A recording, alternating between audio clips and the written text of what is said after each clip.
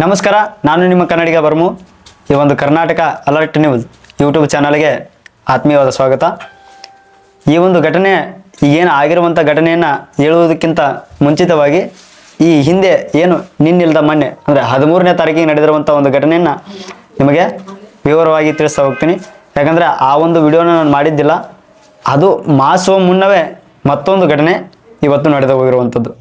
ಅದಕ್ಕೆ ಏನು 13ನೇ ತಾರೀಕಿಗೆ ನಡೆದಿರುವಂಥ ಘಟನೆ ಏನಿದೆಯಲ್ಲ, ಏನು 17, 18, 19 ವರ್ಷದ ಒಳಗಿನ ಹುಡುಗರು ಎಲ್ಲರೂ, ಆವಾಗ ಅವರು ಕೂಡ ಇದೇನು ಸಂತೋಷವನ್ನು ಖುಷಿನ ಎಕ್ಸಾಮ್ ಬರೆದು ಖುಷಿಯಲ್ಲಿ ಹೊರಗಡೆ ಹಿಂಗೆ ಹೋಗಿ ಬರಬೇಕು ಅನ್ನುವಂಥ ಒಂದು ಅನ್ನುವಷ್ಟರಲ್ಲಿ ಕಾರ್ ಗಾಡಿ XUV ಕಾರ್ ಗಾಡಿ ಡಿಕ್ಕಿಯಾಗಿ ಅವತ್ತು ಕೂಡ 6 ಜನ ವಿದ್ಯಾರ್ಥಿಗಳು ಎಲ್ಲರೂ ಒಂದೇ ರೀತಿಯಾದಂಥ ಫ್ರೆಂಡ್ಸ್ಗಳು ಮೃತಪಟ್ಟರು. ಈ ಕಡೆ ಮನೆಗೆ ಮಗನಾಗಿ ಈ ತಂದೆ ತಾಯಿನ ಚೆನ್ನಾಗಿ ನೋಡ್ಕೋಬೇಕು ತಾಯಿನ ಅಂತ ಅಂದ್ಕೊಂಡು ತಾಯಿ ಕಣ್ ಕಾಣ್ತಿರಲ್ಲ.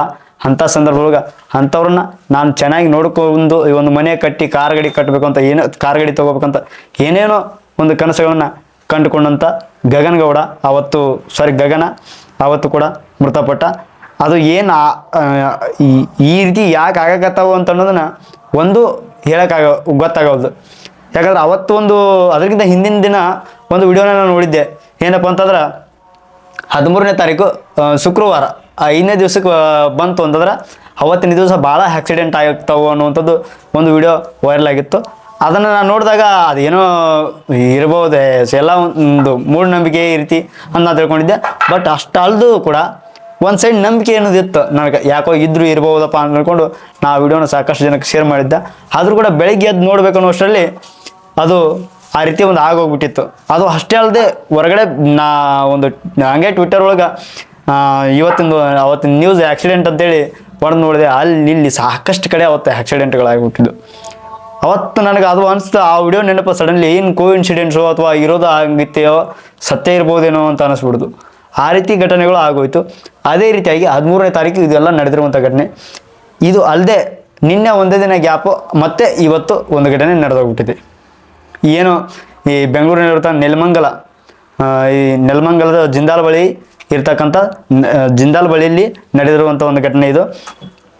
KSRTC ಬಸ್ ಮತ್ತು ಕಾರ್ ಗಾಡಿ ಮಧ್ಯೆ ನಡೆದಿರುವಂಥದ್ದು ಘಟನೆ ಇದು. ಅವ್ರು ಮೂಲತಃ ಎಲ್ಲಿಯವರಪ್ಪ ಅಂತಂದ್ರೆ ದೊಡ್ಡಬಳ್ಳಾಪುರದ ಹುಡುಗರು ಅಂತ ಹೇಳ್ತಾರೆ.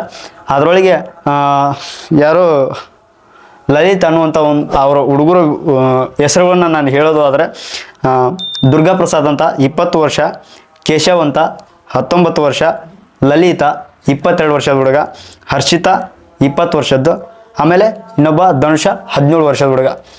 ಇಷ್ಟು ಜನರು 5 ಜನ ಏನು ಬೆಳಿಗ್ಗೆ ಅಂದರೆ ಇವತ್ತು ಶಿವರಾತ್ರಿ ಅವರು ಧನುಷಿಗೆ ಪೊಲೀಸರಿಂದ ಫೋನ್ ಮಾಡಿದ್ರೆ ಏನು ಆಯ್ತಂತಂದ್ರೆ, ಫೋನ್ ಮಾಡಿ ಹಿಂಗೆ ನಿಮ್ಮ ಮಗ ಡೆತ್ ಆಗ್ಯಾನ, ಇಲ್ಲಿ ಆಕ್ಸಿಡೆಂಟ್ ಆಗಿ ಅಂತ ಹೇಳಿದಾಗ ಅವಾಗ ಅವ್ರ ತಂದೆ ಪ್ರತಿಕ್ರಿಯೆ ಏನಿತ್ತಂತಂದ್ರೆ ಕೈ ಮೇಲೆ ಟ್ಯಾಟಾ ಹಾಕಿಸ್ಕೊಂಡಿದ್ದಾನ ಅಂತ ಕೇಳಿದ್ರಂತ. ಅವಾಗ ಹೌದು ಅಂತ ಆ ಒಂದು ತಂದೆಗೆ ಹೆಂಗೆ ಆಗಿರಬಾರ್ದು ಅನ್ನೋದನ್ನು ನೀವೇ ಯೋಚನೆ ಮಾಡಿರಿ. ಅದಲ್ಲದೆ ಇನ್ನು ನಿನ್ನೆ ಅವ್ರ ತಾಯಿಗೆ ಮತ್ತು ಅವರ ಅಕ್ಕನಿಗೇನೋ ಬೇಕ್ರಿಗೆ ಹೋಗಿ ಬೇಕ್ರಿ ಕೊಡಿಸ್ಕೊಂಡು ಬಂದು ಊಟ ಮಾಡಿ ಹೊರಗಡೆ ಬಂದಿದ್ದಂತ. ಇಂಥವೆಲ್ಲ ಸುದ್ದಿ ಕೇಳೋಣ ನಿನ್ನೆ ಇದ್ದಂಥ ಮಗ ಪ್ರತಿ ಒಂದು ಬೆಳಿಗ್ಗೆ ನೋಡುವಷ್ಟರಲ್ಲಿ ಇಲ್ಲ.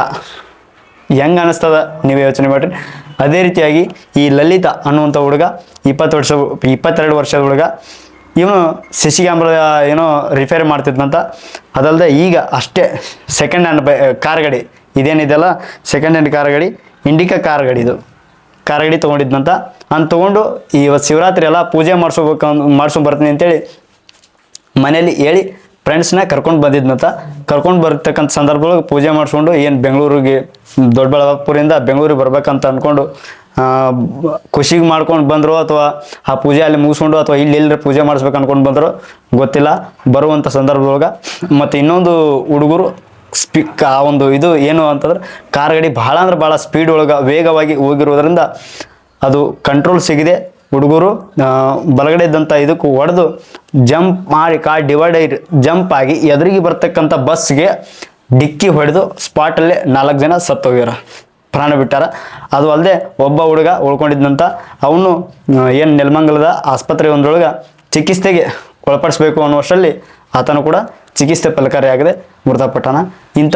ಇಂಥ ಘಟನೆಗಳ ಪ್ರತಿ ಈ ಏನು ಮೇಲಿಂದ ಮೇಲೆ ಆಗ್ತಾ ಹೊಂಟಾವು. ಇಂಥವುಗಳನ್ನ ಏನು ಹೇಳಬೇಕು ಅನ್ನೋದು ನನಗೆ ಗೊತ್ತಾಗಲ್ಲ. ಯಾಕಂದ್ರೆ ಈ ಸೈಡು ಅವ್ರ ತಂದೆ ತಾಯಿಗಳಿಗೆ ಆ ಒಂದು ದುಃಖ ಹೆಂಗೆ ಅವ್ರು ತೊಗೊತಾರೋ ಗೊತ್ತಿಲ್ಲ. ಈ ಸೈಡ್ ಮೃತಪಟ್ಟಂಥವ್ರಿಗೆ ಆತ್ಮಕ್ಕೆ ಶಾಂತಿ ಸಿಗಲಿ ಅಂತ ಅನ್ನೋದನ್ನು ಹೇಳೋದಾದ್ರೆ, ಇನ್ನೊಂದು ಸೈಡು ಆ ಒಂದು ಕುಟುಂಬಗಳಿಗೆ ಆ ದುಃಖವನ್ನು ಭರಿಸುವಂಥ ಶಕ್ತಿ ಆ ದೇವರು ಕೊಡಲಿ ಅಂತ ಹೇಳ್ಬೇಕಾಗ್ತೈತಿ. ಅಷ್ಟು ಒಂದು ಇದ್ರೊಳಗೆ ಈ ಒಂದು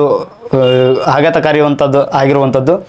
ಇನ್ನೊಂದು ಈ ಯುವಕರಲ್ಲಿ ನಾವು ಹೇಳೋದೇನಪ್ಪ ಅಂತಂದ್ರೆ, ಈ ಕಾರ್ ಗಾಡಿ ಬೈಕು ಯಾವುದೇ ಆಗಿರಲಿ, ನಾವು ಓಡಿಸ್ತಿರುವಂಥ ಸಂದರ್ಭದೊಳಗೆ ನಿಧಾನವಾಗಿ ಚಲಿಸೋನು. ಒಂದು 10 ನಿಮಿಷ ಲೇಟಾಗಿ ಹೋಯ್ತು ಅಂತ ಹೋದ್ರೂ ಏನೂ ಆಗಂಗಿಲ್ಲ ಅಂಥದ್ದು. ನಮ್ಗೆ ಭಾಳ ಒಂದು ಏನು ನೋಡಿ ನಿನ್ನೆ ಆಗಿರುವಂಥ ಘಟನೆ ಹಂಗೆ, ಇದು ಮೊನ್ನೆ ಆಗಿರುವಂಥ ಘಟನೆ ಹಂಗೆ ಅನ್ನಿಸ್ಬಿಡ್ತು. ಮನೆಗೆ ಕೆಲವೊಬ್ರು ಹೇಳದೆ ಬಂದಿರಲ್ಲ ಅಂತ ಅಂದ್ಕೊಂಡು ಏನೋ 10 ನಿಮಿಷದಾಗ ಜಲ್ದಿ ಹೋಗ್ಬೇಕು ಅಂತ ಒಂದು ಇದರಿಂದ ಹೋಗ್ಬಿಡ್ತಾರೋ, ಆ ನಮ್ಮನೆ ಸ್ಪೀಡ್ ಹೊಡಿತಾರೋ ಗಾಡಿ ಗೊತ್ತಿಲ್ಲ. ಇಲ್ಲಾಂದ್ರೆ ಈ ನನಗನ್ಸುತ್ತೆ ಆ ಸಮಯದೊಳಗೆ 17, 18, 19 ಈ ಸಮಯಕ್ಕೆ ಏನಂತಂದ್ರೆ, ಒಂದು ಹುಡುಗರಿಗೆ ನಾವು ಸಾವಕಾಶ ಹೋದ್ರೆ ಅದು ನಮ್ಗೆ ಕ್ರೇಜ್ ಆಗಲ್ಲ ಅಂದ್ಕೊಂಡು ಏನು ಈ ಸ್ಪೀಡ್ ಒಳಗೆ 80 ಕಾಟದೊಳಗೆ ಗಾಡಿ ಹೊಡಿತಾರ. ಇಂಥದ್ರೊಳಗೆ ಆಟೋಮೆಟಿಕ್ಲಿ ಅವೆಲ್ಲ ಅಂಥ ಒಂದು ವಯಸ್ಸೊಳಗೆ ಅಷ್ಟು ಕಂಟ್ರೋಲೇ ಸಡನ್ಲಿ ಸಿಗಲ್ಲದು. ಇನ್ಕ್ಲೂಡಿಂಗ್ ನನ್ನನ್ನು ಸೇರಿಸಿ ಹೇಳ್ತೀನಿ. ಆ ಸಂದರ್ಭದೊಳಗೆ ಕಾರ್ ಗಾಡಿ ಯಾವುದೇ ರೀತಿ ಆಗಲಿ ಅಷ್ಟು ಇದ್ರೊಳಗೆ ಕಂಟ್ರೋಲ್ ಸಿಗಲ್ಲ. ಇನ್ನೊಂದು ಎದುರುಗಡೆ ಯಾವುದೋ ಒಂದು ಗಾಡಿ ಸಡನ್ಲಿ ನೋಡಿದ ತಕ್ಷಣ ಆಲ್ರೆಡಿ ಅಲ್ಲೇ ಅರ್ಧ ಇವರೆಲ್ಲ ಭಯ ಬಿದ್ದೋಗ್ಬಿಟ್ಟಿರ್ತಾರೆ. ಅಂಥ ಸಂದರ್ಭದಾಗ ಡಿಕ್ಕಿ ಆಟೋಮೆಟಿಕ್ಲಿ ಹೊಡೆದ ಬಿಡ್ತೈತಿ. ಹೊಡೆಯೋದು ಅದು ಅಲ್ಲದೆ ಈಗ ನೋಡಿ ಸ್ಪಾಟ್ ಒಳಗೆ ಇಂಥ ಘಟನೆಗಳು ಆಗ್ತಾ ಹೋಗ್ತಾವೆ.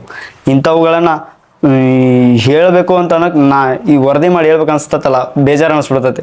ಏನಪ್ಪ ಅನ್ಯಾಯವಾಗಿ ನೋಡ್ರಿ, ಇನ್ನೂ ಇದೇ ವಾರದಲ್ಲಿ 7 ಅದೊಂದು 5 12 ಜನ ಒಂದೇ ವಾರದಲ್ಲಿ ಇದೇ ಬೆಂಗಳೂರಿನಲ್ಲಿ ಆಗಿರುವಂಥ ಒಂದು ಘಟನೆ. ಒಂಥರ ಬೇಜಾರನ್ನ ಸಂಗತಿ. ಇಂಥವುಗಳಲ್ಲಿ ಯಾವುದೇ ಯುವಕರಾಗಲಿ 10 ನಿಮಿಷ ಲೇಟಾಗಿ ಹೋದ್ರೂ ಪರವಾಗಿಲ್ಲ, ನಿಧಾನವಾಗಿ ಗಾಡಿ ಓಡಿಸ್ರಿ, ಏನೂ ತೊಂದರೆ ಆಗಂಗಿಲ್ಲ. 10 ನಿಮಿಷದೊಳಗೆ ಏನು ನಾವೇನು ದೊಡ್ಡದು ಇದನ್ನು ಸಾಧಿಸಂಗಿಲ್ಲ. ಎಂತೆಂಥದ್ದು ಇದನ್ನು ಮಾಡಿರ್ತೀರಿ, 10 ನಿಮಿಷ ಲೇಟಾಗಿ ಹೋದ್ರೂ ಪರವಾಗಿಲ್ಲ, ನಿಧಾನವಾಗಿ ಗಾಡಿ ಓಡಿಸ್ರಿ. ಯಾವುದೇ ರೀತಿಯಾದಂಥ ಅಪಾಯಕಾರಿ ಆಗದಿರುವಂಥದ್ದನ್ನು ನಾವು ತಡೆಯಿಟ್ಕೊಳ್ಬೇಕು. ಯಾಕಂದ್ರೆ ಅದನ್ನು ತಡೆಯಿಟ್ಕೊಂಡ್ರೆ ನಮ್ಮ ಕುಟುಂಬಕ್ಕೆ, ನಮಗೆ ಮತ್ತು ಈ ಸಮಾಜಕ್ಕೆ ಒಂದು ಒಳ್ಳೆಯದು ಆಗುತ್ತಾ, ಮತ್ತು ನಮ್ಮನ್ನು ನಾವೇ ಕಾಪಾಡ್ಕೊಂಡಂಗೆ ಆಗುತ್ತೆ. ಅಷ್ಟೇ ಹೇಳಬರಲಿ. ಯಾವುದೇ ರೀತಿಯಾದಂಥ ಇಂಥ ಆಘಾತಕಾರಿಗಳಿಗೆ ಅದನ್ನು ಏನು ಆಗಿರುವಂಥ ಘಟನೆಯನ್ನು ಅದನ್ನು ಅರಗಿಸ್ಕೊಳ್ಳೋಕೆ ಆಗದೇ ಇರುವಂಥದ್ದು ವಿಷಯ ಇದ್ದರೂ ಕೂಡ ಅಂಥದನ್ನು ಇನ್ಮ್ಯಾಗೆ ಅವರು ಮಾಡಬಾರ್ದಪ್ಪ ಅಂತ ಅನ್ಕೊಂಡವರು ಅವ್ರಿಗೂ ಸಹಜವಾಗಿ ಅಂದ್ಕೊಂಡಿರ್ತಾರೆ. ಬಟ್ ಈ ಸಂದರ್ಭದಾಗ ಇಂಥವೆಲ್ಲ ಆಗೋಗ್ಬಿಡ್ತಾವೆ.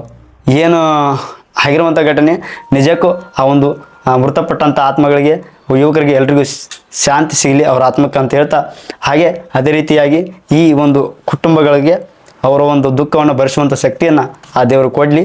ಆದಷ್ಟು ಯಾವುದೇ ರೀತಿಯಾದಂಥ ಕಾರ್ ಗಾಡಿ ಆಗಿರ್ಬೋದು, ಏನೇ ಆಗಲಿ ನಿಧಾನವಾಗಿ ಚಲಿಸ್ರಿ. ಯಾವುದೇ ರೀತಿಯಂಥ ತೊಂದರೆಗೆ ಈಡಾಗಕ್ಕೆ ಹೋಗ್ಬೇಡ್ರಿ. ಇಷ್ಟ ಮಾತ್ರ ನಾವು ಹೇಳಬಲ್ಲಿವಿ. ಅದೇ ರೀತಿಯಾಗಿ ಮತ್ತೊಂದು ವಿಡಿಯೋನ ಮೂಲಕ ನಿಮ್ಮೆಲ್ಲರಿಗೂ ಸಿಗ್ತೀನಿ ಅಂತ ಹೇಳ್ತಾ ಈ ಒಂದು ವಿಡಿಯೋನ ಇಲ್ಲಿಗೆ ಎಂಡ್ ಮಾಡ್ತೀನಿ. ಎಲ್ರಿಗೂ ನಮಸ್ಕಾರ. ಜೈ ಕನ್ನಡ, ಜೈ ಕರ್ನಾಟಕ.